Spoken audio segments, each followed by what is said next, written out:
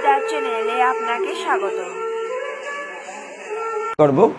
এবং ভগবান শ্রীকৃষ্ণ তখন প্রচণ্ড রকম প্রতাপশালী ছিলেন। তিনি তখন দ্বারকার রাজা। তার পূর্বে তিনি মথুরাতে ছিলেন। মথুরাতে ছিলেন 13 বৎসর, ব্রজে ছিলেন 11 বৎসর 8 মাস, মানে 12 বৎসর। 12 বৎসর আর মথুরাতে 13 বৎসর, 12 আর 13 হচ্ছে 25 বৎসর। আর দ্বারকায় রাজা ছিলেন তিনি, তুমি রোটেট দিয়েছো, দ্বারকায় তিনি 100 বৎসর। তাহলে কত বৎসর লীলা করেছেন ভগবান? 125 বৎসর।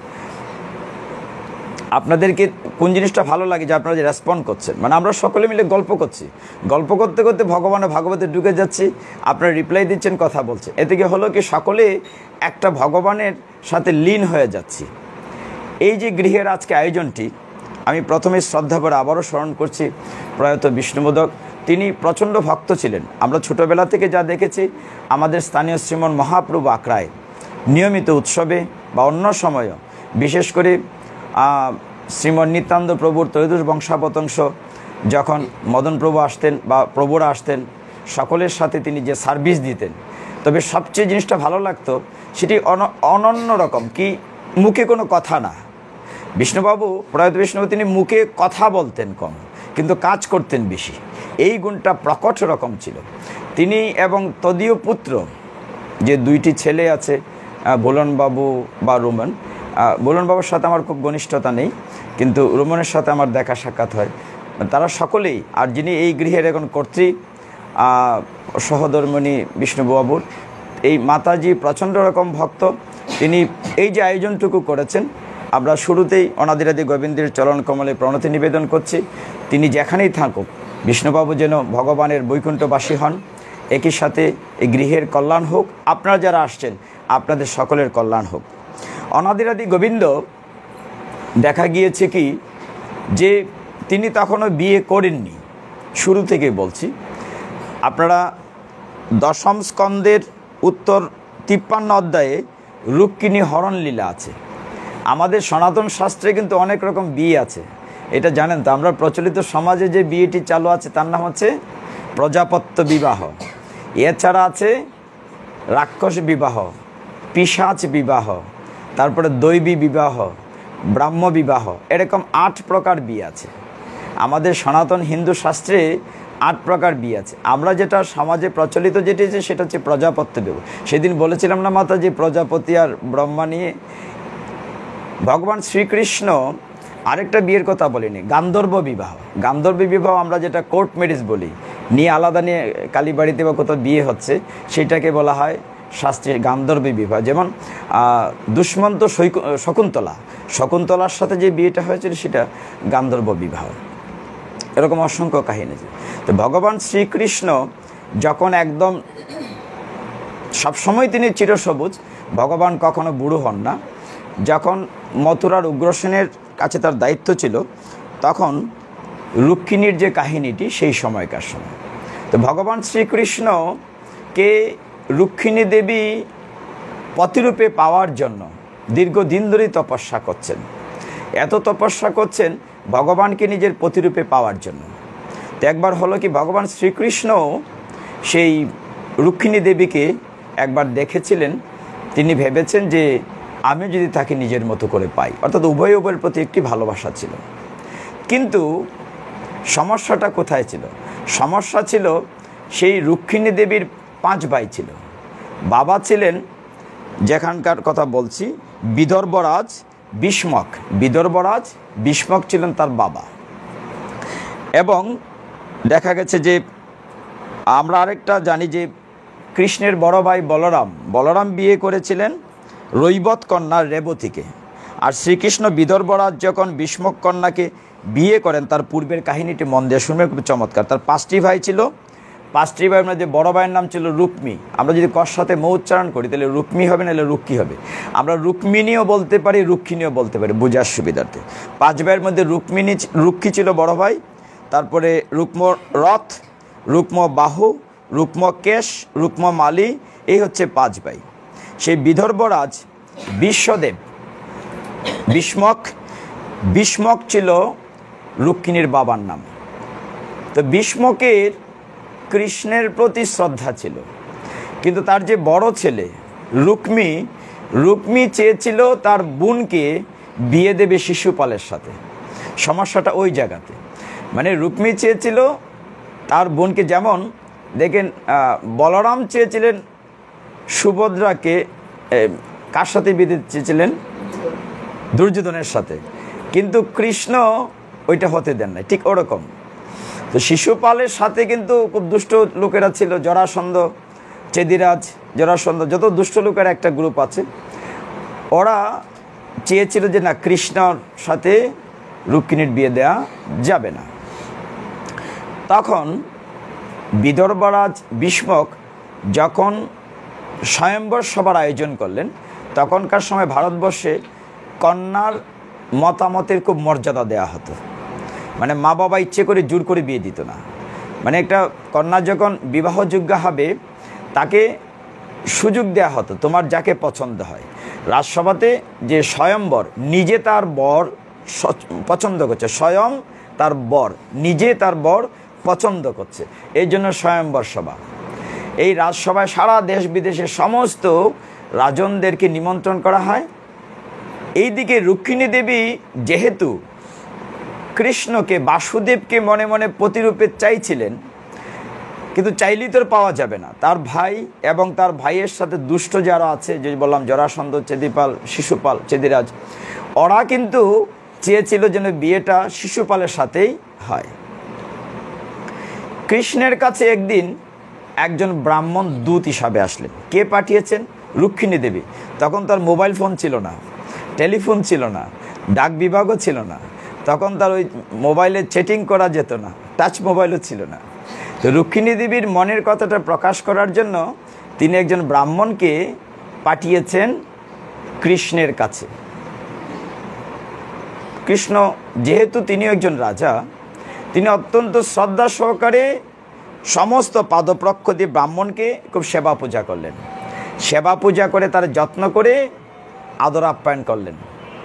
জিজ্ঞাসা করছেন না প্রথম কেন এসছেন, প্রথম কি করেছেন? একজন অতিথি আসলে যতটুকু করা দরকার তাকে চমৎকার আসনে বসিয়েছেন, পাদ প্রক্ষালন করিয়েছেন ব্রাহ্মণ ঠাকুরকে, তারপরে তাকে আহার দিয়েছেন, বস্ত্র দিয়েছেন, যা যা করা দরকার। যখন বিশ্রামে যাবেন তখন ব্রাহ্মণ ঠাকুর বললেন যে আমি আপনার জন্য একটা সন্দেশ নিয়ে এসেছি। সন্দেশ খাওয়ার সন্দেশ না, সন্দেশ শব্দের অর্থ হচ্ছে সংবাদ, নিউজ। তো আমি একটা সন্দেশ নিয়ে আসছি, আমি বিদর্ভ রাজ্য থেকে এসেছি, সেইখান থেকে যে আপনাদের একটা সন্দেশ নিয়ে আসছি। সন্দেশটি কি? যে ওই রাজার কন্যা রুক্মিণী দেবী আপনাকে একটা খবর পাঠিয়েছেন। তো কৃষ্ণ বলেন ঠিক আছে, ভেতরের ঘরে চলেন। তো ভেতরের ঘরে যাওয়ার পরে তিনি সমস্ত বিবরণ বলতে লাগলেন যে আগামী 3 দিন পরেই ওই রাজ্যের স্বয়ম্বর সভা হবে। সমস্ত পৃথিবীর রাজারা, সমস্ত রাজপুত্ররা সেইখানে সে জড়ো হচ্ছেন। আর রাজা ভীষ্মকও সকলের জন্য আলাদা আলাদা রাজপ্রাসাদ, তাদের যত্ন নেওয়ার জন্য অতিথি যারা গেস্ট আসছে সকলের জন্য ব্যবস্থা করছে থাকার জন্য। এবং ব্রাহ্মণ ঠাকুর বলছেন যে ওই রাজকন্যা রুক্মিণীর দেহের বর্ণনা দিয়েছেন, যে কীরকম আয়তনয়না, হরিণ চেরা চক্ষু, গায়ের রং, দুধে আলতা, মানে সমস্ত বিবরণ। কৃষ্ণ তো অন্তর্যামী, তিনি তো জানেন, তারপরও কৃষ্ণকে রুক্মিণীর বিবরণ দিয়েছেন। এই মেয়েটি শয়নে স্বপনে হে জনার্দন আপনাকে প্রতিরূপে চেয়েছে, কিন্তু সমস্যাটি হলো এই যে ওইখানে তার ভাই বড় পুত্র রুক্মী আপনার সাথে বিয়ে দিতে চাচ্ছে না, সে বিয়ে দিতে চাচ্ছে শিশুপালের সাথে। সো দ্যাট আপনি যদি তাকে পেতে চান, এবং যেহেতু রুক্মিণী আপনাকে চাইছেন, আপনাকে তাকে যে কোনোভাবে সেখান থেকে অপহরণ করে নিয়ে আসতে হবে। এটা কিন্তু সহজ কাজ না, খুব কঠিন কাজ, কারণ ওই পক্ষে কিন্তু অনেক শক্তিশালী যোদ্ধারা সেখানে প্রস্তুত আছে। এই অবস্থায় বলা হচ্ছে যে সেইখানে ভগবান শ্রীকৃষ্ণ কি করেছেন, তার কথা যখন শুনেছেন, সব শোনার পরে রুক্মিণী দেবী কথা চিন্তা করতে করতে কৃষ্ণ সারা রাতের ঘুমননি। যখন ব্রাহ্মণ দেবতার কাছে বলছেন ঠিক আছে আমি যাব, যাওয়ার মুহূর্তে হৃদয় থেকে যেন রুক্মিণী দেবী বলছেন যে তুমি যদি আমাকে যুদ্ধ করে জয়লাভ করে নিয়ে যাও, কিন্তু আমি তো ভেতরে থাকবো, যেহেতু বিয়ে হবে, বিয়ের আগে সাজুগুজু করে আমি তো ভেতর করেই থাকবো এরকম মহিলা দ্বারা, নারী দ্বারা পরিবেষ্টিতা। এখন তুমি যদি ওইখান থেকে যুদ্ধ করে আমাকে নিয়ে আসো, তো ভেতর অন্দরমেলও তো অনেক দুর্বল নিরপরাধ মেয়ে মারা যেতে পারে, এটা তো অপরাধ হবে। মানে তাদের হৃদয়ে কথা হচ্ছে। কৃষ্ণকে যেন তিনি বলছেন যে আমাদের দেশে একটা নিয়ম আছে, প্রথা, রাজন্য প্রথাটি হচ্ছে যে বিয়ের আগে যে মেয়েটির বিয়ে হবে, বিয়ের আগের দিন তাদের ওইখানে একটি মন্দির আছে, গিরিজা মন্দির। সেই গিরিজা মন্দিরে যে মেয়েটির বিয়ে হবে, ওই মন্দিরে হর পার্বতী মানে শিব এবং পার্বতী সেখানে পুজো করে তারপরে সে ঘরে আসবে, তারপরে স্বয়ম্বর সভা হবে। হে প্রাণনাথ, তুমি ওই সুযোগটা নিতে পারো, কারণ আমি তখন ঘরের বাইরে থাকবো, মানে স্বয়ম্বর সভার আগ জায়গাটাতে। হবিগঞ্জে এরকম, আমাদের হবিগঞ্জে আছে এরকম, যেমন সোনারো গ্রামে, এখানে সোনারো গ্রামে আশেপাশে কেউ থাকলে চিনতে পারতেন যে সোনারো গ্রামে একটা না, ওদের তো গিরিজা মন্দির একটা বলছে, একটা দুইটা তিনটা মন্দির আছে যে বিয়ের আগে মেয়ে যেমন বিয়ে সাব্যস্ত হলে পরে ওই মন্দিরগুলোতে পুজো দিয়ে আসে। রুক্মিণী দেবী বললেন মনে মনে যে তুমি যদি আসো তবে আগের দিন আসতে হবে। কখন? যখন আমি ঘর থেকে বাইরে যাব গিরিজা মন্দিরে। ভগবান শ্রীকৃষ্ণ মনে মনে প্রস্তুতি নিয়েই হয়ে যাবে। রুক্মিণী দেবীর মনে উচ্চাটন বাইছে, চারদিকে শ্বাস রব, এমন শ্বাস রব, সেখানে শাল্য এসছে, জরাসন্ধ এসেছেন, দন্ত বক্র এসেছেন, বিদুরত এসেছেন, পৌণ্ড্র এসেছেন, যত বড় বড় দুষ্টরা যারা, সকলেই সৈন্য নিয়ে সেজে আসছে। কৃষ্ণ খবর পেয়ে তিনি রওনা হয়েছেন। কৃষ্ণের যে রথটি, এই রথটির যিনি চালক, সারথি, সারথি সুন্দর একটা নাম আছে, সারথির নাম হচ্ছে দারুক। কৃষ্ণ দারুককে সংবাদ দিয়েছেন, হে দারুক, তুমি রথ তৈরি করো, আমি বিদর্ভ রাজ্যে যাব। তার রথির নাম কি বলেছি? দারুক। কৃষ্ণের রথের 4টা সাদা ঘোড়া থাকে, শ্বেত ঘোড়া, ঘোড়াগুলোর নামও আলাদা আছে। একটি হচ্ছে শৈব্য, একটা হচ্ছে সুগ্রীম, একটা হচ্ছে মেঘপুষ্প, একটা হচ্ছে বলাহক। এই 4টি ঘোড়া সাজিয়ে যখন দারুক রথটি তৈরি করেছে, ভগবান রথে উঠেছেন। ভগবান তো অনাদিরাদি গোবিন্দ, তার তো অস্ত্রের কোনো ঘাটতি নাই, তার তো পিছনে সৈন্যবাহিনী দরকার নাই, তিনি রওনা হয়েছেন। ওইদিকে রুক্মিণী দেবীর মন খুব খারাপ যে ব্রাহ্মণও ফিরে আসে নাই, সে কি আমার সংবাদটা পৌঁছাতে পেরেছে? কৃষ্ণ আসছে না, আমার আজ বাদে কালকে বিয়ে, মানে ব্রাহ্মণও ফিরে আসছে না, তার মনটা খুব খারাপ। তার পরের দিনে সারা রাতে কৃষ্ণকে পৌঁছে গিয়েছেন। কৃষ্ণকে দেখে, যাই হোক, তিনি তো রাজা, প্রত্যেক দেশে রাজাকে যেমন সম্মান করা হয়, রুক্মিণীর বাবা কৃষ্ণকে সম্মান করলেন।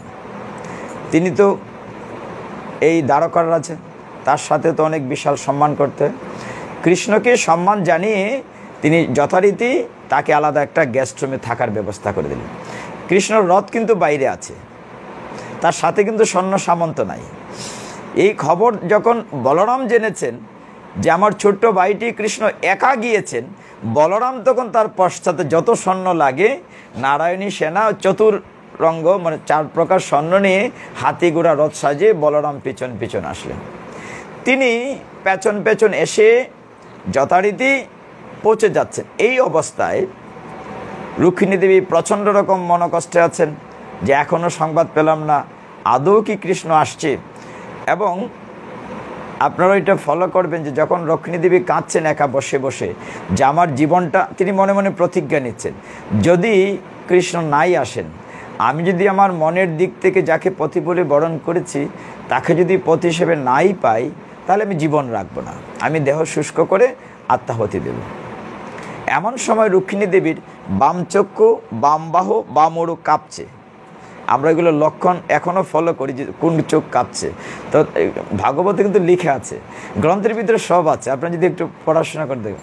এখানে তখন রুক্মিণী দেবীর বাম চক্ষু এরকম করে কাঁপছে, বাম বাহু কাঁপছে, শুভ লক্ষণ।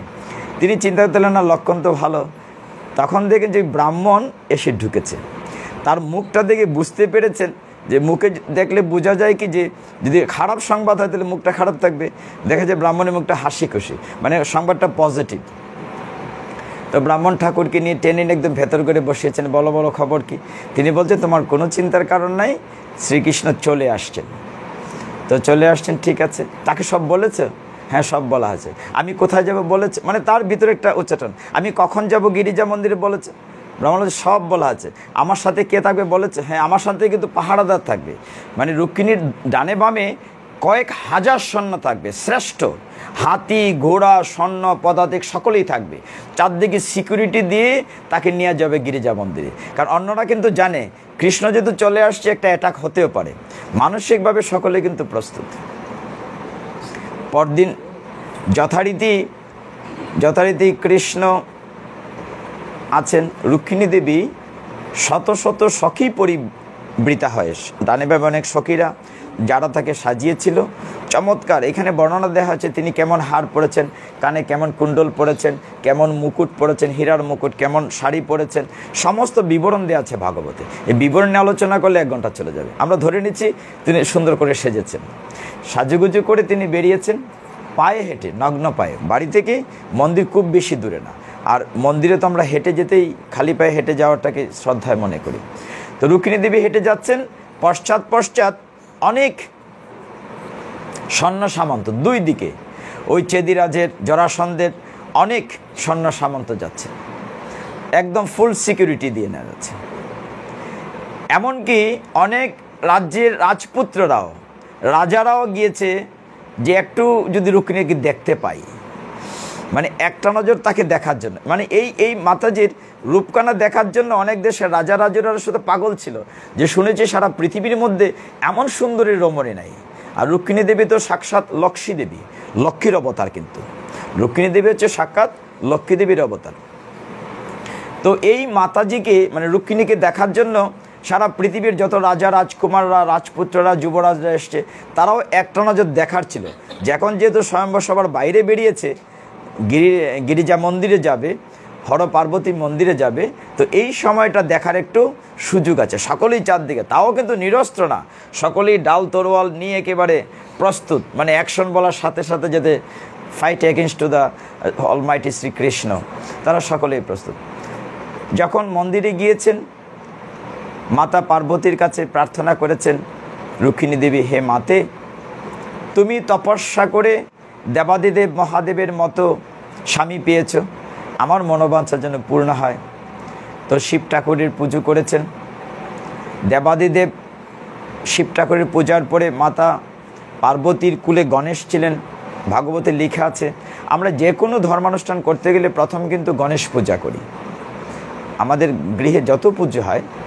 তো রুক্মিণী দেবী গণেশকে তুষ্ট করেছেন, স্তুতি করেছেন। প্রার্থনা করে তিনি যখন পুজো করে বেরিয়ে আসবেন গিরিজা মন্দির থেকে, তখন ডানে বামে তাকাচ্ছেন, কৃষ্ণকে দেখা যাচ্ছে না। তিনি তখন আবার দুশ্চিন্তায় পড়েছেন, সর্বনাশ, এখন তো আবার ঘরে ঢুকে যাব, আবার স্বয়ম্বর সভা শুরু হবে, তাহলে কি হবে? এখন রুক্মিণী মাতাজির চেহারাখানি এমন ছিল, সেখানে সব কিছু কিন্তু ভগবানের প্লেনেই হচ্ছে।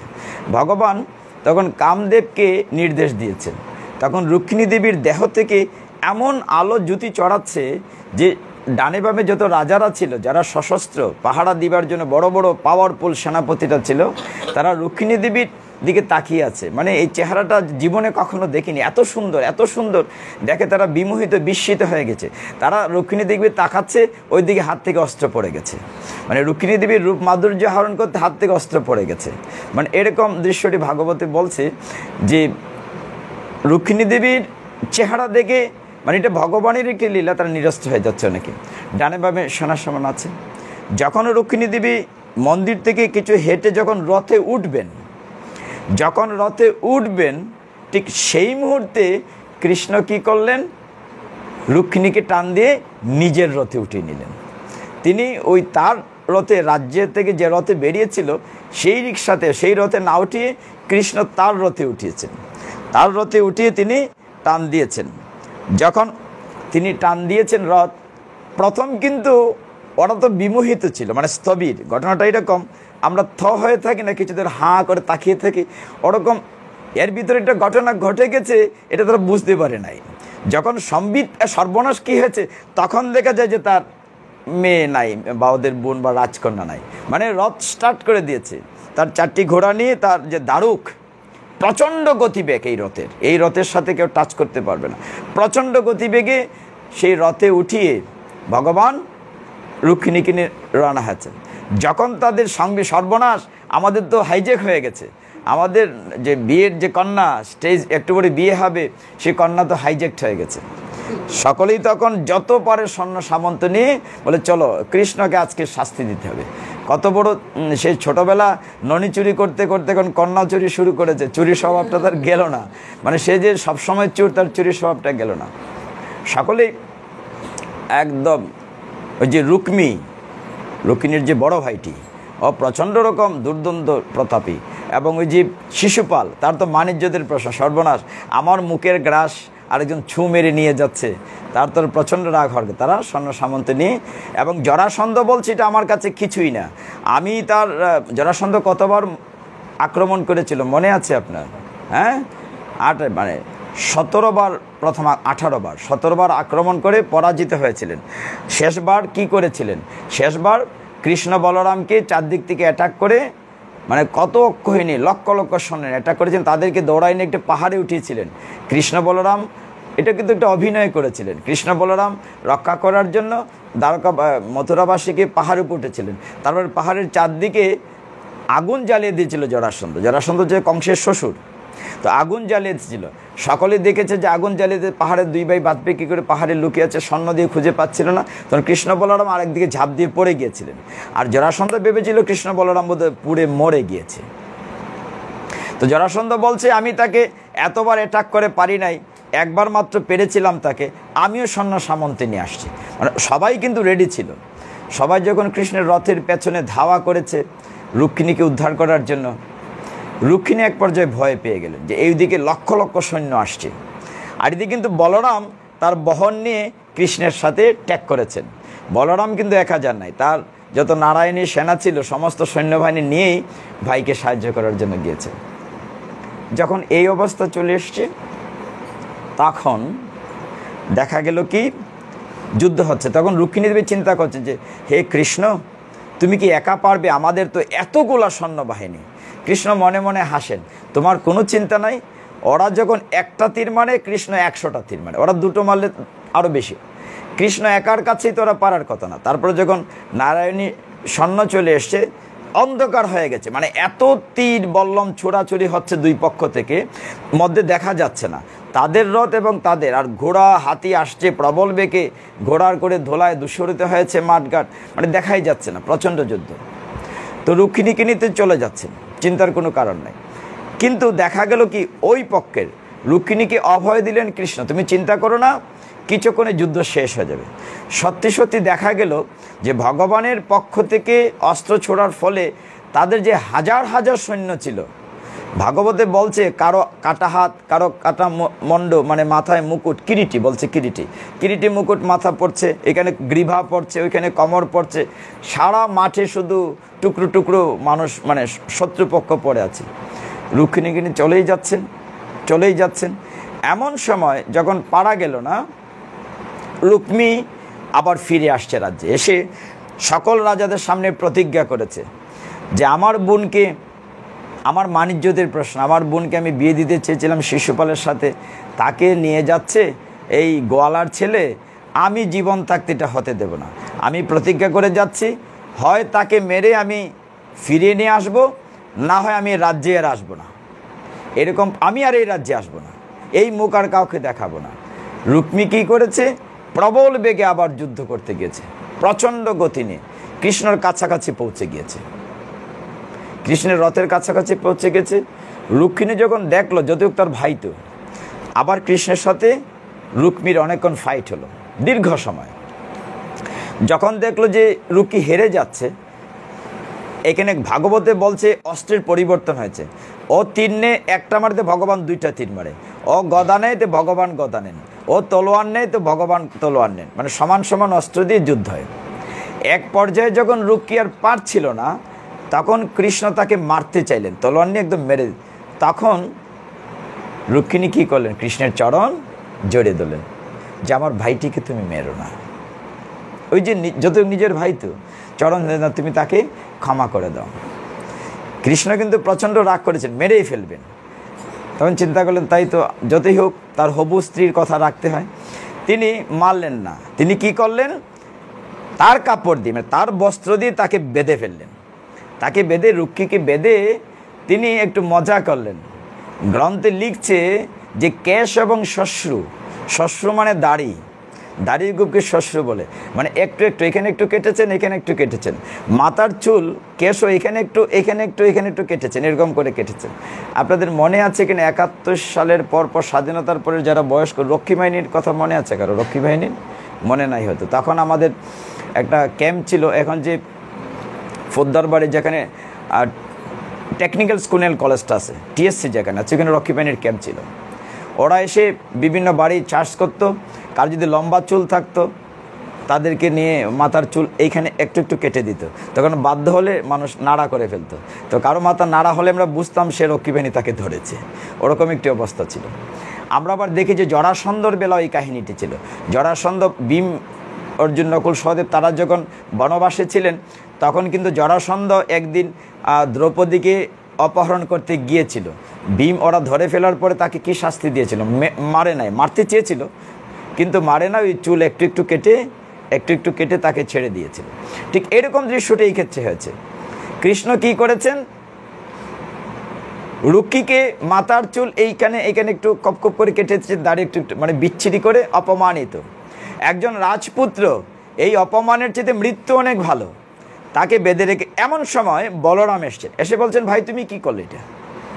যতই হোক তো আমাদের আত্মীয়, মানে কৃষ্ণ, বলরাম তো বড় ভাই, তার ভিতরে তো অন্যরকম ভাব আছে। তিনি বল গার্জিয়ানশিপ না, তুমি কাজটি ঠিক করো, তাকে খুলে দাও। বলরাম এসে এই রুক্মিণীর বাঁধন খুলে দিলেন। যে ওকে তো তুমি যা করেছো এটা করা তোমার ঠিক হয় না, যে অপমান করেছো তোকে ঠিক হয় নাই, ওইটার তো মৃত্যুর সমান হয়েছে, তাকে ছেড়ে দাও।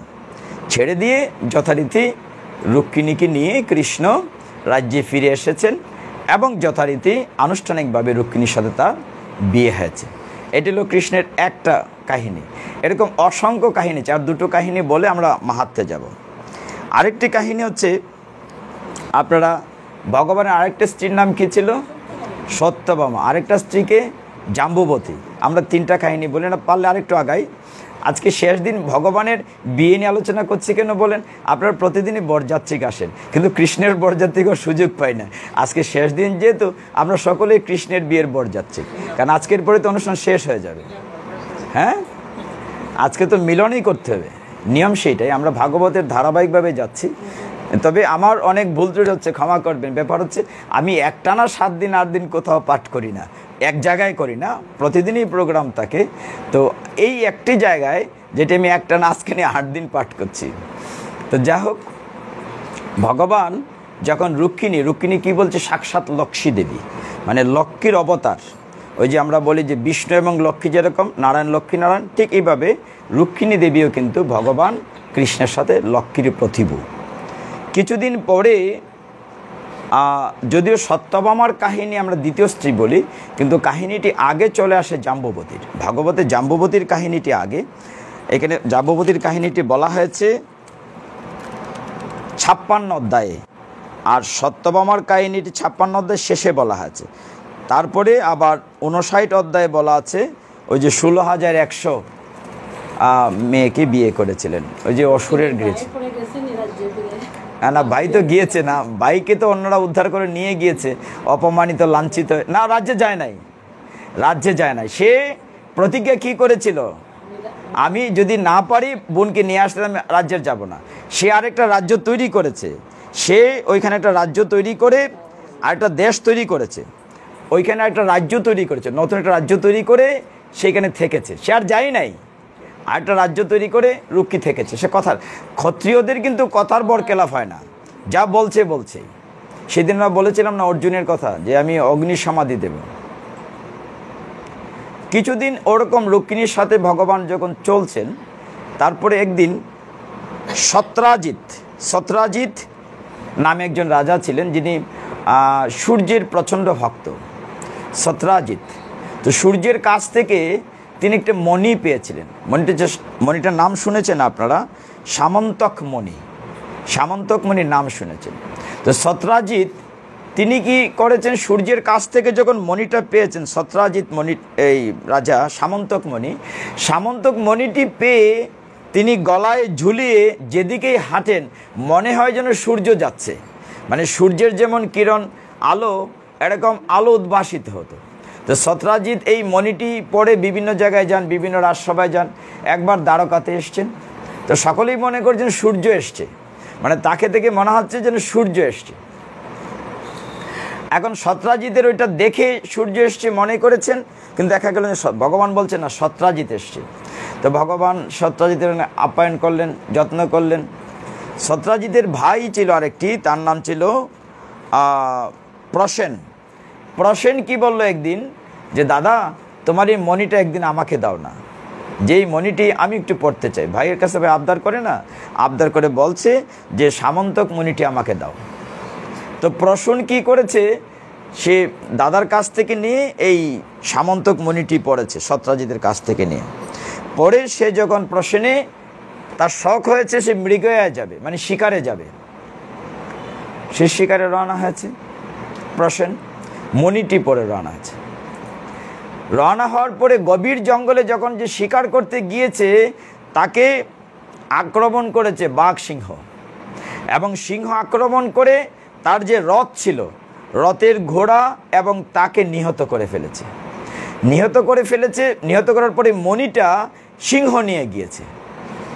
সমস্ত কাহিনীটা এই ক্ষেত্রে সামন্তক মুনিটাকে কেন্দ্র করে। সামন্তক মুনি যখন এই সামন্তক মণিটা ঝলঝল করছিল, সিংহ এটা নিয়ে গেছে। ওই পাহাড়ে, ওই বনে জাম্বুবান বলে ভাল্লুকদের রাজা বাস করত। ভাল্লুককে আরেকটা শব্দ বলা হয়, সেটা হচ্ছে ঋক্ষ, ঋক্ষরাজ। কমোদ্দুনস্য ঋক্ষ। ঋক্ষ শব্দের অর্থ ভাল্লুক, আবার ঋক্ষ শব্দের অর্থ নক্ষত্র। তো ঋক্ষরাজ কি করেছে, জাম্বুবান যখন দেখেছে একটা সিংহ ঝলমল করছে, ওই সিংহের সাথে ঋক্ষরাজের ফাইট হয়েছে। ভল্লুকরাজের ঋক্ষরাজ কি করেছে, ওই সিংহের সাথে ফাইট করে মণিটা ভাল্লুকে নিয়ে গেছে। সামন্তক মণিটা তাহলে কার কাছ থেকে গেল, সত্রাজিৎ, সূর্যের কাছ থেকে পেল সত্রাজিতের কাছ থেকে তার ভাই নিল প্রসেনের কাছ থেকে নিল সিংহর কাছ থেকে নিল ঋক্ষরাজ। ভাল্লুক নিয়ে গুহার ভিতরে ঢুকলো, বিশাল একটি গুহা যেখানে ভাল্লুক থাকে তার পরিবার নিয়ে। সে ওই গুহার ভিতরে প্রবেশ করে ওই সামন্তক মণিটা দিয়ে দিল তার ছেলে মেয়ের কাছে, তোমরা খেলা করো। একটা সুন্দর জিনিস পেয়েছে, ওইটা নিয়ে বাচ্চারা খেলা করছে। ওইদিকে রাজ্যে ছড়িয়ে দিল সত্রাজিৎ যে কৃষ্ণ আমার ভাইকে মেরে মণি নিয়ে গেছে, একটা রটনা রটিয়ে দিল যে ভগবান শ্রীকৃষ্ণ তিনি মণির লোভ সামলাতে না পেরে, আমি এটা পরে একদিন তার বাড়িতে এসেছিলাম, ওইটা দেখে তার খুব লোভ হয়েছে, এখন আমার কাছ তো নিতে পারেনি, আমার ভাই প্রসেনকে মেরে সামন্তক মণিটি কৃষ্ণ নিয়ে গেছে। শুধু শুধু কৃষ্ণ নামে একটা কলঙ্ক, তিনি মণি চুরি করেন নাই, অথচ তার কাছে একটা মিথ্যে অপবাদ চলে এসছে। এই মিথ্যে অপবাদ গুছানোর জন্য কৃষ্ণ বলেন ঠিক আছে আমি খুঁজে দেখি। তিনি নিজে থেকে চিন্তা করলেন যে সামন্তক মণিটা কোথায় আছে। তিনি সামন্তক মণিটা খোঁজার জন্য তিনি গভীর জঙ্গলে রথ নিয়ে রওনা হলেন কৃষ্ণ। যেতে যেতে তার সাথে যারা আরও ছিল, দ্বারকার আরও সৈন্যবাহিনী বা তার পার্শ্বদ যারা ছিল, সকলকে নিয়ে তিনি দেখতে পেলেন অনেক জঙ্গলে গিয়ে যে প্রসেনের লাশ পড়ে আছে, সিংহ কামড়িয়ে খেয়েছে, বোঝা যাচ্ছে বনের হিংস্র পশু তাকে মেরে ফেলেছে। মণিটা কোথায়? মণি না নেওয়া পর্যন্ত তো প্রমাণ করা যাচ্ছে না যে কৃষ্ণ নিয়েছেন কিনা। এটা চিন্তা করে সাথে সাথে কৃষ্ণ দেখলেন যে পদচিহ্নের পর একটা বড় গুহা দেখে, ভেতরটা কিন্তু অন্ধকার। তিনি সকলকেই বললেন যে তোমরা বাইরে দাঁড়াও, আমি একা ভিতরে যাচ্ছি। কৃষ্ণ একা ভিতরে গেলেন। ভেতরে গিয়ে তিনি দেখলেন একটা কোনায় গুহার ভিতরে আলো ঝলমল করছে। ওই সামন্তক মণিটা সেখানে ভাল্লুকের যে বাচ্চারা ছিল ওরা নিয়ে খেলা করছে। তিনি যখন মণিটা আনতে চাইলেন, তখন ঋকরাজ ভাল্লুকের স্ত্রী, বাচ্চাদের মা জুড়ে চিৎকার করা শুরু করেছে। চিৎকার শুনে পাহাড়ের উপর যে ঋকরাজ ছিল, ভাল্লুকরাজ কিন্তু প্রচণ্ড শক্তিশালী, সে চিৎকার শুনে ভগবান কৃষ্ণের উপরে অ্যাটাক করেছে। গুহার ভিতরে ফাইট হচ্ছে, একদিন দুই দিন না, অনেক দিন, এত দীর্ঘ ফাইট হচ্ছে। ভালুকের সাথে জাম্বুবান, তো সে ভালুকের রাজা, কৃষ্ণের সাথে একইভাবে অস্ত্র নিয়ে, বিভিন্ন অস্ত্র দিয়ে যুদ্ধ হচ্ছে। একবার খড়গ নিয়ে, একবার হয়তো গদা নিয়ে, একবার হয়তো পাথর ছুঁড়ে, একবার হয়তো গাছ ছুঁড়ে ফাইট হচ্ছে। সমস্ত অস্ত্র যখন ছেড়ে দিয়েছে তখন কুস্তি হচ্ছে, মানে কি বলে, মল্লযুদ্ধ।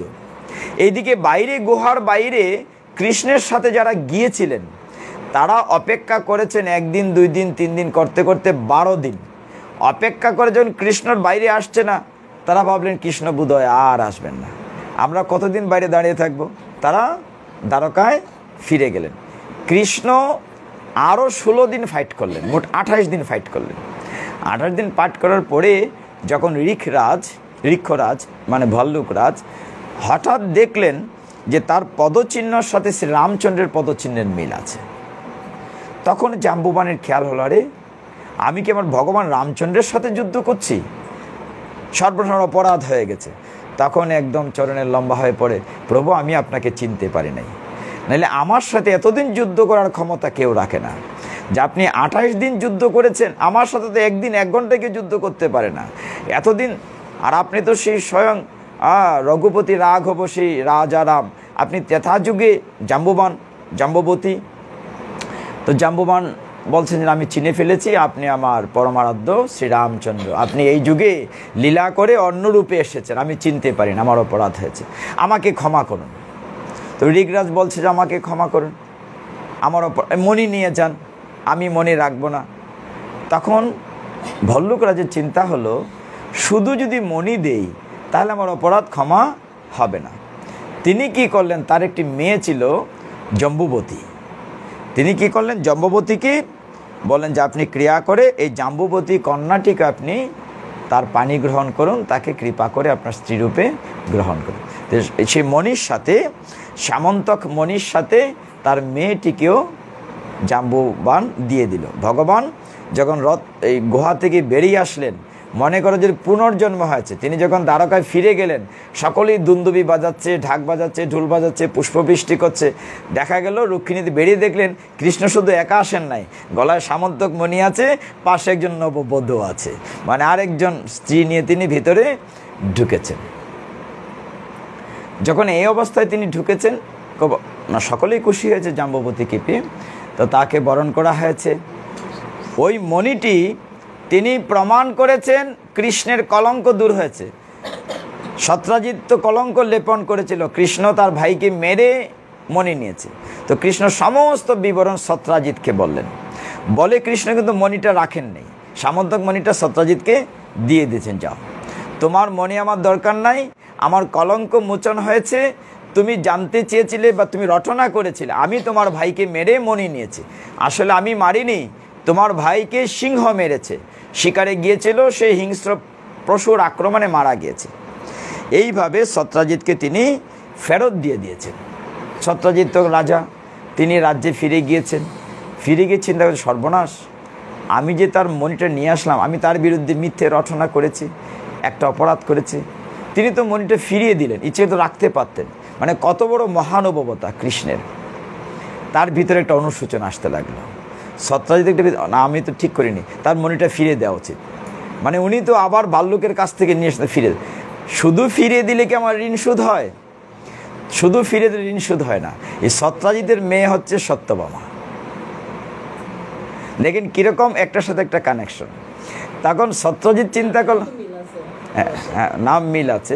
সত্রাজিতের মেয়ে যেমন জাম্বুবানের মেয়ে জাম্ববতী একইভাবে। তো হ্যাঁ, সত্রাজিতের মেয়ে সত্যভামা, তিনি কি করলেন, নিজের মেয়েটিকে ওই মণির সাথে, মেয়েটিকেও কৃষ্ণের সাথে আনুষ্ঠানিকভাবে বিয়ে দিয়ে দিলেন। তাহলে কৃষ্ণের আপাতত 3 জন স্ত্রী হলো। আমরা ডিটেলসে যাচ্ছি না, মাহাত্ম্য নিয়ে আলোচনা করতে হবে। তারপরে যখন এই সত্যভামার সাথে ভগবানের বিয়ে হলো, তারপরে আরও 6-7 জন 8 জনের কাহিনী আছে। শেষের কাহিনীটা কালিন্দী মানে যমুনা, এটা বলতে হবে। তো একবার আরেকটা মনে করিয়ে দিচ্ছে মাতাজি, যমুনার আরেকটা নাম কালিন্দী। একদিন ভগবান শ্রীকৃষ্ণ যখন মৃগয়ায় গিয়েছেন, শিকারে মৃগয়ায় গিয়েছেন, ওই রথে চড়ে গিয়ে দেখলেন যমুনা নদীর তীরে একজন তপস্বিনী, একটি মেয়ে তপস্যা করছে। তপস্যা করছে কার জন্য? কৃষ্ণের জন্য। সেটা হচ্ছে যমের ভাই, সূর্যের সন্তান, সূর্যের স্ত্রীর নাম ছায়া, সূর্যের সন্তান। এমন গভীর জঙ্গলে, একদম নিরিবিলি নীরব গভীর জঙ্গলে এত সুন্দর একটা মেয়ে কোত্থেকে আসলো? তাকে দেখে কৃষ্ণের সাথে যারা ছিলেন তারা প্রশ্ন করলেন যে তুমি কে? এই গভীর জঙ্গলে কেন এসছো? নদীর তীরে তুমি তপস্যা করছো, তোমার পরিচয় কি? তোমার রূপে চারদিক আলোকিত হয়েছে, তোমাকে ঘিরে সমস্ত পাক পাখালি গুঞ্জন করছে, মানে চারদিকে এরকম দিব্য বসন্তের হাওয়া বইছে। তখন মেয়েটি পরিচয় দিল যে আমার নাম জাহ্নবী। আমার, আপনি দেখেন যমুনার ভিতরে বড় একটি প্রাসাদ আছে, আমার পিতা সূর্যদেব, আমার ভাই সূর্যদেব, আমার ভাই যম, এবং তারা চমৎকার একটি প্রাসাদ করে দিয়েছে। মানে এই প্রাসাদে আমি থাকি আর সারাদিন তপস্যা করি। কেন তপস্যা করি? সেই নন্দ দোলালকে আমার স্বামীরূপে পাওয়ার জন্য। তো রথের ওরা বলছে তোমার ভাগ্য আজকে সুপ্রসন্ন, স্বয়ং ভগবান কৃষ্ণ তোমার পাশে চলে এসেছেন। এইখান থেকে জাহ্নবীকে নিয়ে যাওয়া হয়েছিল এবং যমুনা দেবীও ভগবানের আরেকজন স্ত্রী হয়েছিল। তো ভগবানের এত বিয়ের বরযাত্রী তো আজকে তো উপায় নাই, এতগুলো বিয়ে, এখন বড়টা বাকি আছে। তো আজকে আমরা শেষ দিন একটু মিলনগুলা ঘটাতে চেষ্টা করছি আর কি। ব্যাপার হচ্ছে যে ভাগবতে এই কাহিনীগুলো তো বিস্তর, এক একটা অধ্যায় মানে বিশাল বিশাল। আমরা তো 4টা 5টা 6টা অধ্যায় কিন্তু ক্লোজ করে ফেলেছি একদম সংক্ষেপে। এক একটা অধ্যায় নিয়ে আলোচনা করলে অনেক সময় লাগে। তো ভগবান যখন সত্যভামা, রুক্মিণী এবং জাহ্নবী, জাম্বুবতীকে নিয়ে যখন সংসার করছিলেন, তখনকার আমরা একদিন বলেছিলাম যে পত্রপুষ্প ফল জল দিয়ে কে কীভাবে পেয়েছে, নিশ্চয়ই আপনাদের মনে আছে। একদিন ভগবান, ভাগবতে একরকম কাহিনীটি, আরেক জায়গায় কাহিনী একটু ভিন্ন আছে। ভিন্ন কাহিনীটা আগে বলি, তারপরে এখানে আসবো। ভিন্ন কাহিনীটি কেমন? যে ভগবান শ্রীকৃষ্ণ, আমি বলেছি সেদিন, আমি সংক্ষেপে টাচ করি যে আমরা শুধুমাত্র কৃষ্ণের নাম যে কত বড় বলেছিলাম, যে তুলসীপত্রের নাম লিখেছিলেন। রুক্মিণী দেবীকে ভগবান পারিজাত ফুল দিয়েছিলেন বলে সত্যভামা গুসা করেছিলেন যে আমাকে ফুল না গাস্য দিতে হবে। ভগবান ফাইট করে গাস্য দিয়েছিলেন। তারপরে নারদমণি যজ্ঞ করেছিলেন, নারদমণি খুশি বলে তুমি যা চাও তাই দেব। সমস্ত অলঙ্কার দিয়েও কৃষ্ণের সমান হয় নাই, তখন রুক্মিণী দেবী একটি তুলসী পত্রে শ্রীকৃষ্ণের নাম লিখে দিয়ে সমান করেছিলেন, সেটা আমরা বলেছি। আর এই ভাগবতে বলছে 56 অধ্যায়ের পরের অধ্যায়টি এসে ভগবান বলছেন, এটা হচ্ছে 59 অধ্যায় 1506 পৃষ্ঠায়। 59 অধ্যায়ে ভগবান বলছেন যে ওই যে আরও 16,000 ভগবানের কতজন? 16,108। যে 16,100 কোথায় পাবেন? এই জায়গাটিতে বলা হচ্ছে যে ভগবান যখন ভৌমাসুরের একটা নাম হচ্ছে নরকাসুর। ভৌমাসুর একবার কি করেছে যে অনেক ক্ষত্রিয় কন্যাকে, 16,000 ক্ষত্রিয় কন্যাকে অপহরণ করে, হাইজেক করে মেয়েদেরকে নিয়ে একটা বড় জেলখানায় বন্দি করে রেখেছে। তাদেরকে সে বিয়ে করবে। 16,000 ক্ষত্রিয় মেয়েকে নিয়ে ভৌমাসুর, এই রাজ্যটির নাম হচ্ছে প্রাগজ্যোতিষপুর রাজ্যে এত সিকিউরিটি ছিল, ওইখানে ময়দানব ছিল, রাক্ষস ছিল, এবং সে যেহেতু অসুর, মানে ওই রাজ্যের চারদিকে পরিখা খনন করা ছিল, মানে জলাশয়। আপনি দেখেন লঙ্কা নিরাপদ কেন? আগে যখন রাজারা দুর্গ তৈরি করতেন, দুর্গের চারদিকে কিন্তু পরিখা তৈরি করতেন, খাল, ট্রেঞ্চ, যাতে করে একজন ঘোড়া নিয়ে হুট করে রাজ্যে ঢুকতে না পারে, একজন হাতি নিয়ে কামান নিয়ে ঢুকতে না পারে। চারদিকে নদীর মতো একটা বেষ্টনী থাকতো, তারপরে দেয়াল থাকতো, প্রাচীর দেয়াল থাকতো, তার উপরে কামান বা অস্ত্র থাকতো, এইভাবে সাজানো থাকতো, ফুললি সিকিউরিটি। ওই প্রাগজ্যোতিষপুরে ভৌমাসুর কি করেছে? সেইখানে সিকিউরিটি দিয়েছে, মানে ওইটার বাইরে যদি কেউ আসে, কেউ ঢুকে তার রাজ্যে, প্রথমে চারদিক থেকে তার উপরে একদম আক্রমণ হবে। জলের স্তর ছিল, তারপরে অস্ত্রের স্তর ছিল, দেয়াল ছিল, গেট ছিল, পাহারাদার ছিল, এরকম। আর ওরা তো অসুর, তারা মায়াবী, বিভিন্ন রূপ ধারণ করে কাউকে ঢুকতে দিত না।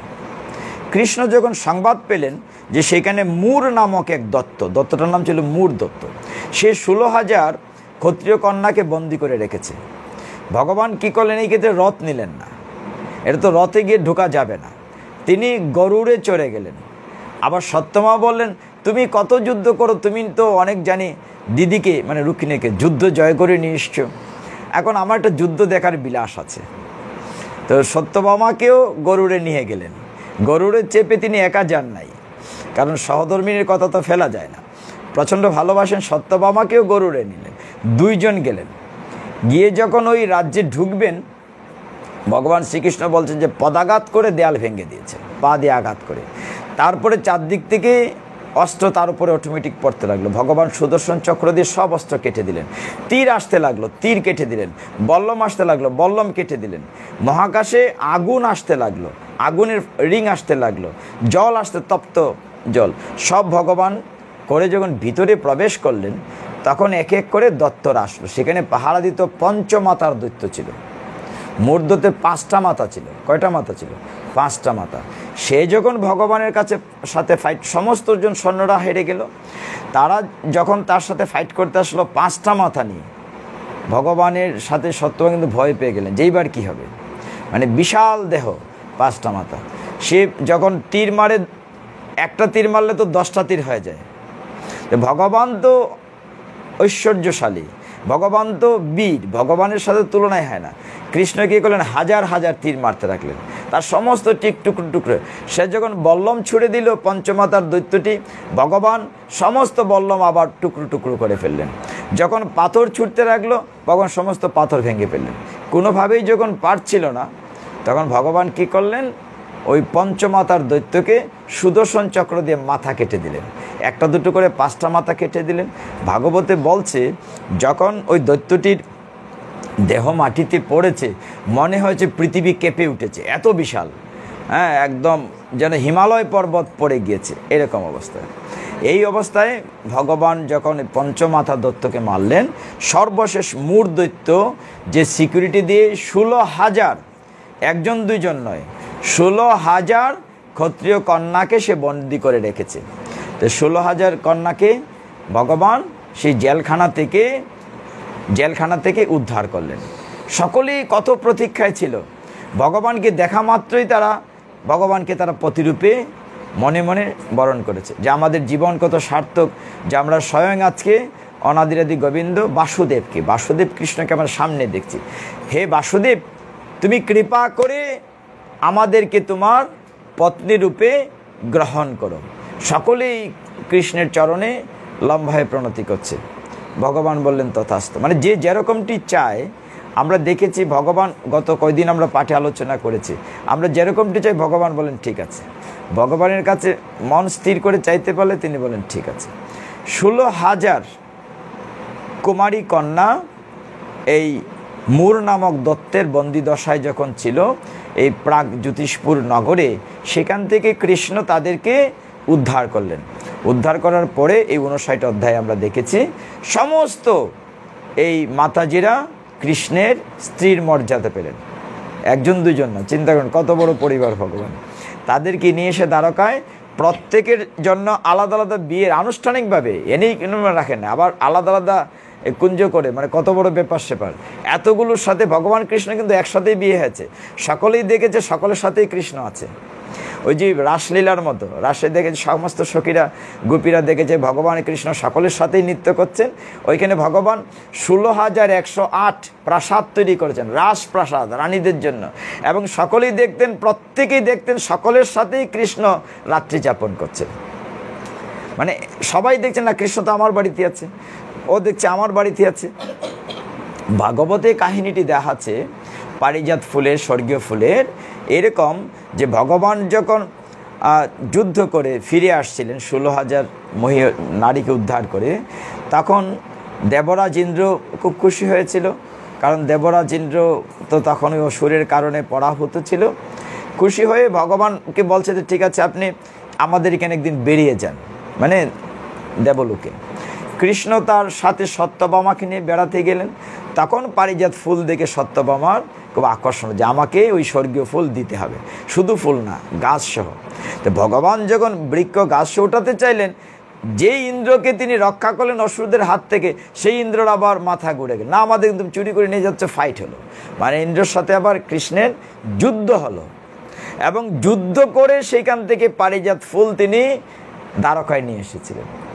ওই যে নাইট কুইন, যে পারিজাত ফুলকে তিনি যুদ্ধ করে সত্যভামার এবং রুক্মিণীকে দেওয়ার জন্য গাছ সহ ইন্দ্রের সাথে ফাইট হয়েছিল। এখানে ভাগবতের তথ্য দেয়া আছে যে দেবরাজ ইন্দ্র বা দেবতারা কীরকম, যে তার স্বার্থ আদায়ের জন্য ভগবানের কাছে অনুনয় বিনয় করে, আবার স্বার্থ ফুরিয়ে গেলে আবার কৃষ্ণের সাথে শত্রুতামি করে, যেটা যেন না হয়। আমরা যারা ভক্ত, ভগবানের সাথে যেন এক পক্ষে থাকে। ভগবান তোমাকেই ভালোবাসি, কৃষ্ণ তোমাকে সবসময় খুশি দেখতে চাই, তোমাকে সুন্দর করে সাজাতে চাই, তোমাকে সময় দিতে চাই, তুমি কৃপা করে আমাকে তোমার চরণ ছাড়া করো না। আমাদের প্রার্থনাটা থাকবে যে তুমি যেন আমাকে কৃপা করে তোমার চরণ ছাড়া করো না।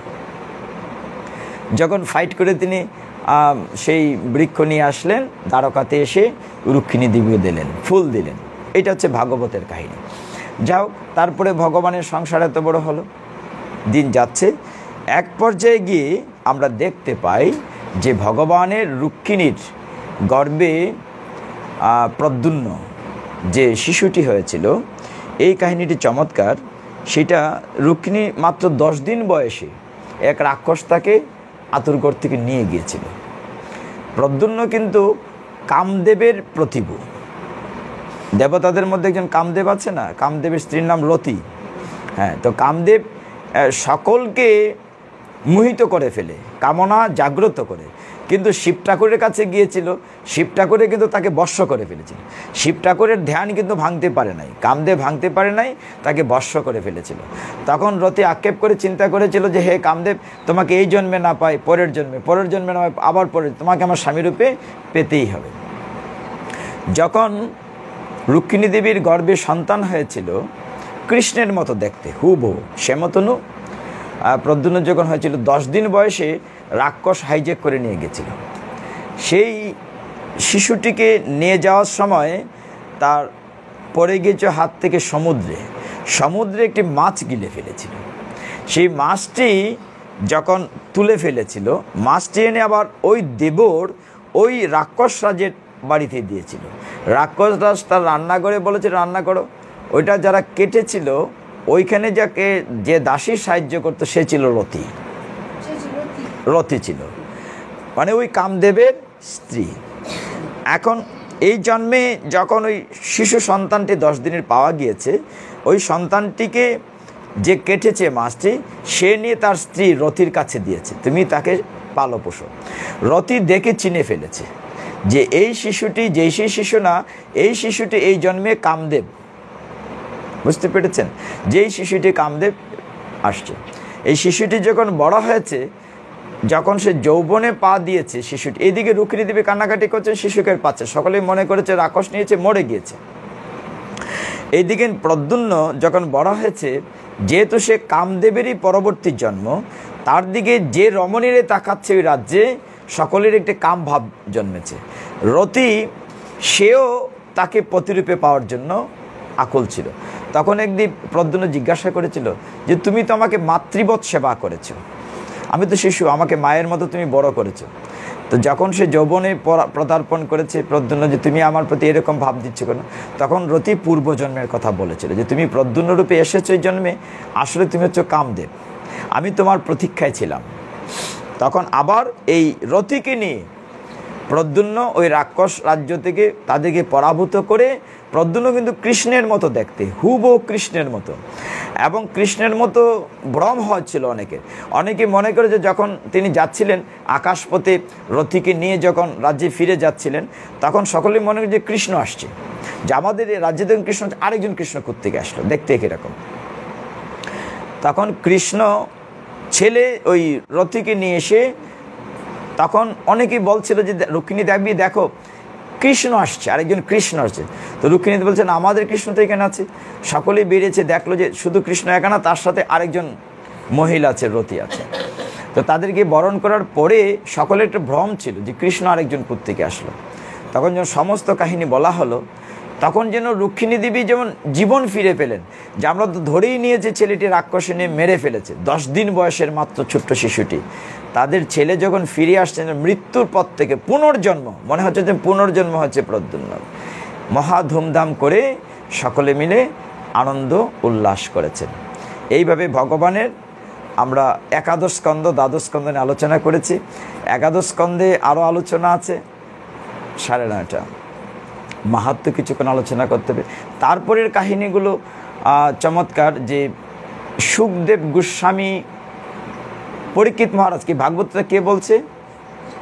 আমরা শুনছি যে কে বলছে? সুখদেব গোস্বামী বলছে। কাকে বলছেন? পরীক্ষিত মহারাজকে বলছেন। তো পরীক্ষিত মহারাজের প্রশ্নটি কী ছিল আপনাদের মনে আছে? একটা প্রশ্ন করেছিলেন পরীক্ষিত মহারাজ। ইয়েস মাতাজি, ঠিক। একজন মৃত্যু পথযাত্রীর করণীয় কি, এটা মনে রাখতে হবে। আমরা সকলে কিন্তু মৃত্যু পথযাত্রী, কেউ একদিন বাঁচবো, কেউ 1 বছর, কেউ 100 বছর, কিছুদিন পর আমরা কিন্তু কেউ থাকবো না। এই জগৎটাই তো মৃত্যুলোক। মর্তলোক মানে কি? মৃত্যুলোক। সুখদেব গোস্বামীর কাছে পরীক্ষিত মহারাজ যখন শৃঙ্গিমুনি, ওই যে শমিক ঋষির ছেলে, শমিক ঋষির গলায় তো মরা সাপ দিয়েছিল, এটার প্রতিবাদে তার ছেলে শৃঙ্গি ঋষি অভিশাপ দিয়েছিল, যে রাজা, সে কিন্তু দেখে নাই, সে তো তার বন্ধুদের সাথে কৌশিক নদীর তীরে খেলা করছিল, সে যখন জানতে পেরেছিল তার বাবাকে অপমান করেছে, তখন শৃঙ্গি ঋষি অভিশাপ দিয়েছিল যে আজ থেকে 7 দিন পরে তক্ষক তোমাকে মেরে ফেলবে। সেই অভিশাপ শুনে পরীক্ষিত রাজ্য থেকে এক কাপড়ে বেরিয়ে গেছিলেন, গঙ্গা তীরে গিয়ে সুখদেব গোস্বামীর কাছে, আমরা বলেছি কথাগুলো, সুখদেব গোস্বামীর কাছে প্রশ্ন রেখেছিলেন একজন মৃত্যু পথযাত্রীর করণীয় কি। প্রথম থেকে যারা শুনেছেন, ধারাবাহিক আমরা বলে আসছি, কিন্তু ভাগবতের প্রবেশিকা থেকেই শুরু করেছি। উত্তর কি দিয়েছিলেন? 3টি উত্তর দিয়েছিলেন, মনে আছে কি আপনাদের কারো? প্রথম উত্তরটা ছিল মৃত্যুকে ভয় না করা, মৃত্যুকে ভয় না করা, কারণ মৃত্যুকে ভয়, মৃত্যু তো সবার জীবনে আসবে। দ্বিতীয়টা ছিল যে অনাসক্তরূপ অসি দ্বারা আসক্তকে ছেদন করা, যে আমার বাড়ি, আমার গাড়ি, আমার মেয়ে, আমার ছেলে, ওইগুলো ছেড়ে আমি কি করে যাব না, এই আসক্তি ছেদন করতে হবে। তৃতীয়টি কি ছিল? জনাদিরাদি গোবিন্দের চরণে আত্মসমর্পিত হতে হবে। যখন সমস্ত লীলাগুলো শেষ হয়ে যাচ্ছে, আমরা একাদশ দ্বাদশ স্কন্ধের শেষের দিকে চলে আসছি। আমরা বলেছি ভাগবতে 12টা স্কন্ধ আছে, 18,000 শ্লোক আছে। আমরা যদি একাদশ দ্বাদশ শ্লোকে এসে দেখব, সেইখানে পরীক্ষিত মহারাজকে সুখদেব গোস্বামী অভয় দিচ্ছেন, তোমার মৃত্যু তো ঘনিয়ে আসছে, ভাগবত শেষ হয়ে গেছে। 7 দিন 7 রাত্র সুখদেব গোস্বামীর কাছ থেকে পরীক্ষিত মহারাজ একদিন না 7 দিন 7 রাত্র কিচ্ছু খান নাই, ঘুম খাওয়া বাদ দিয়ে। আমরা তো 2-2.5 ঘন্টা বসলেই এপাশ ওপাশ করি, বসতে পারি না, পায়ে ব্যথা, কোমরে ব্যথা, কত হুশ। আর তিনি কতদিন শুনেছিলেন? 7 দিন 7 রাত্র একটানা ভাগবত শ্রবণ করেছিলেন। সুখদেব গোস্বামী যখন তাকে মৃত্যুকে ভয় করতে না বললেন, তিনি বুঝিয়ে দিলেন যে দেখো, এই দেহটা মৃত্যু তুমি না চাইলেও হবে। যেমন আমরা গীতা পাঠিয়ে আমরা বলি অনেক সময় যে আমাদের দেহটি হচ্ছে একটি পাখির খাঁচা, আর আত্মাটি হচ্ছে অবিনশ্বর, দেহটি হচ্ছে নশ্বর। অর্জুন যখন যুদ্ধ করতে চাইছিল না, যেন আমি যুদ্ধ করব না, আমি আমার দাদাকে মারবো, অস্ত্রগুরুকে মারবো, আমি ফিরে চলো, যুদ্ধ করব না। ভগবান বলছেন দেখো অর্জুন, তুমি মারলে দেহটাকে মারবে, আত্মা তো অবিনশ্বর। ভগবান বলছিলেন না, ন এনম চিন্দন্তি শস্ত্রাণি ন এনমে দহতি পাবকহ ন চৈনম ক্লেদয়ন তপ ন সুশয়তি মারুতহ, মানে আত্মাকে অস্ত্র দিয়ে কাটা যায় না, আগুনে পোড়ানো যায় না, জলে ভিজানো যায় না, বাতাসে উড়ানো যায় না, আত্মা তো অবিনশ্বর। তখন একটা চমৎকার তত্ত্ব দেয়া হয়েছিল। ভগবান কি বলছিলেন? অর্জুন, এটা মন দিয়ে শুন। বলছিলেন অর্জুন, তুমি যদি মারো বা কাটো দেহটাকে মারবে, আর যদি নাও মারো দেহটা এমনি মরে যাবে। এটা হচ্ছে গোপন কথা। তুমি যদি নাও মারো, আমি তো মেরে রেখেছি, তুমি উপলক্ষ, আর তুমি যদি নাও মারো দেহটা এমনি মরে যাবে। উদাহরণ কি? এই যে আমরা যে বয়সে উপনীত হয়েছি, আমি ইচ্ছে করলেই আমি এরকম হতে পারবো না। একজন বৃদ্ধা মাতা যদি প্লাস্টিক সার্জারি কোটি টাকা খরচ করেন, উনি আর কখনো কিশোরী হতে পারবে না, দেহটার মৃত্যু হয়ে গেছে। আমার শিশুকাল নেই, মরে গেছে, আমার কৈশোর নাই, মরে গিয়েছে, আমার যুবক বয়স মরে গিয়েছে, আমি হয়তো এখন বানপ্রস্থ বয়সে আসছি। অর্থাৎ প্রত্যেকেই এইভাবে আমাদের যে জীবন যাচ্ছে চক্রে, জন্ম মৃত্যুর চক্রে। আমাদের দেহটার মৃত্যু প্রতি মুহূর্তে হচ্ছে, কিন্তু আমাদের ভাবটা কেমন? আমাদের ভাবটা হচ্ছে না, আমি বোধহয় আগের মতোই আছি, স্টিল ইয়াং, ওরকমই আছে। নো, আমার দেহের মৃত্যু, এইটি হচ্ছে গীতা ভাগবতের শিক্ষা। আমাকে বুঝতে হবে না আমার দেহের মৃত্যু হয়ে যাচ্ছে, এটা নশ্বর, এটা চলে যাবে। আমার পরিচয়টা আমার দেহ না, আমার পরিচয় হচ্ছে আত্মা। এই বুটটুকুর জন্য ভগবান সাংখ্যযুগে 72টা শ্লোক বলেছেন গীতার। তারপরেও আমরা বুঝি না। আমরা বুঝি না কেন? আমরা মহাভারতের ছোট্ট একটা কথা আছে না, একবার যুধিষ্ঠির, ভীম, অর্জুন, নকুল, সহদেব যখন বনে ছিলেন, তখন খুব সংক্ষেপে বলি 1 মিনিটে, তখন একবার মনি ঋষিদের শ্রমিক হরিণের শিঙে লাগিয়ে নিয়ে গেছিলো, যে যজ্ঞের লাকড়ি যেটা দিয়ে আগুন ঘষে তারা যজ্ঞে আগুন, ওইটা নিয়ে গিয়েছিল হরিণের শিঙে করে। তখন 5 ভাই খুঁজতে বেরিয়েছিল, ক্লান্ত শ্রান্ত পিপাসার্ত হয়েছিল। তখন বলছে যে জল লাগবে, জল কোথায় পাবে, খুঁজে পাচ্ছে না। হঠাৎ ওই যে বলছিলাম নকুল সহদেব, হঠাৎ গাছের উপর দেখে সেখানে পাখি উড়াও ছোটা, সেখানে জলাশয় আছে।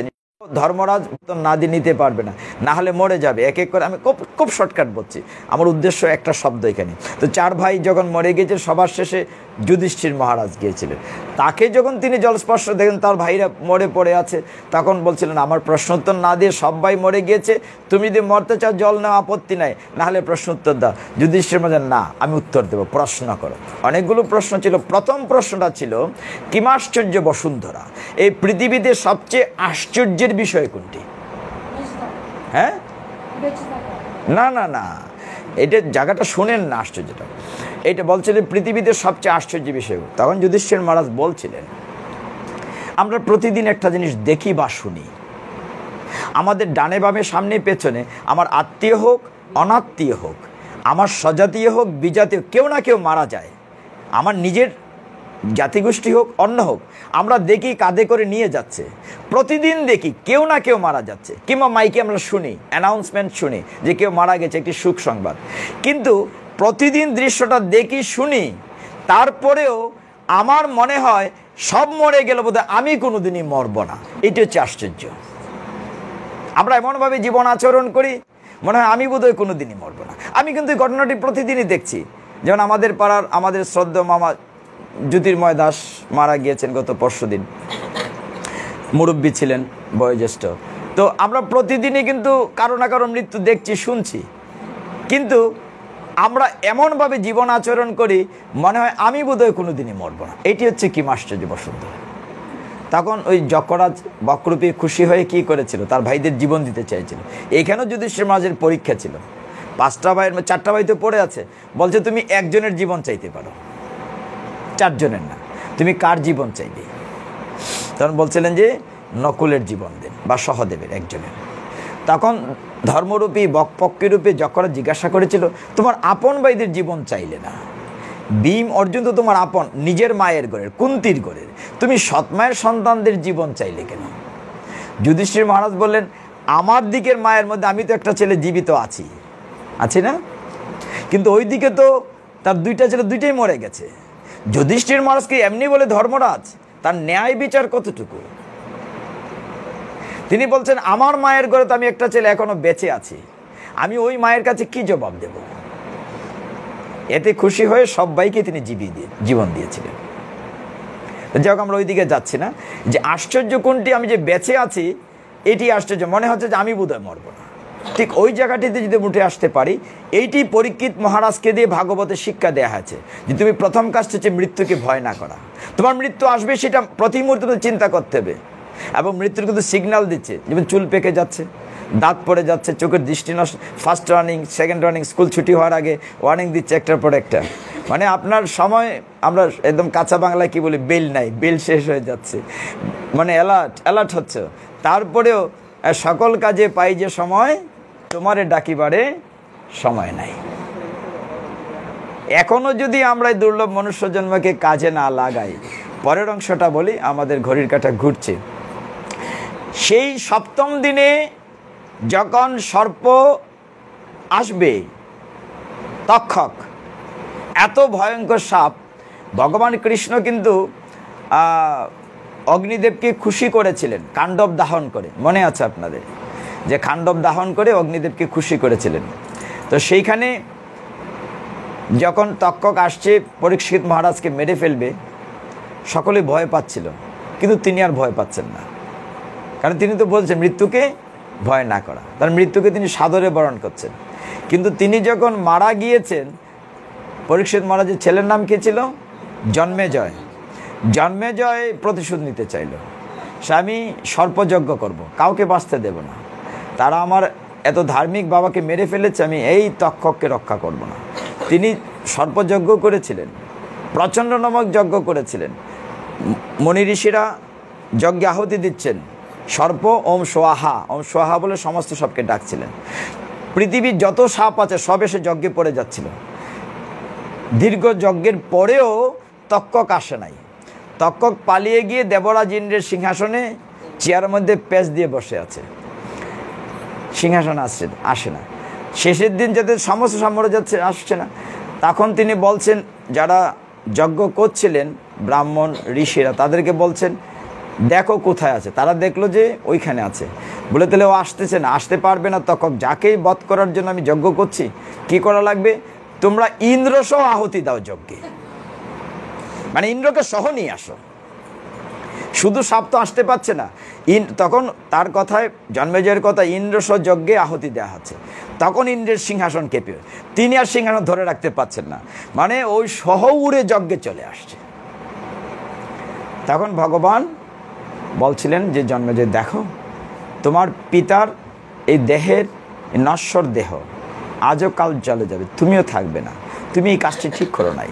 একটি সাপ হয়তো ত্রুটি করেছে, সমস্ত সাপকে মেরে দিচ্ছ, আর ইন্দ্রকে আহুতি দেওয়ার কোনো দরকার নেই। এটি কর্মফল ছিল, এটা পূর্বজন্মের, এই তোমার পিতা এই করেছে বলে সেই হয়েছে, তুমি আমি কেউ থাকবো না। এভাবে অনেক বোঝানোর পরে তারা থেমেছিল, নাহলে ইন্দ্র সহ সেই দিন যজ্ঞে আহুতি হয়ে যেত।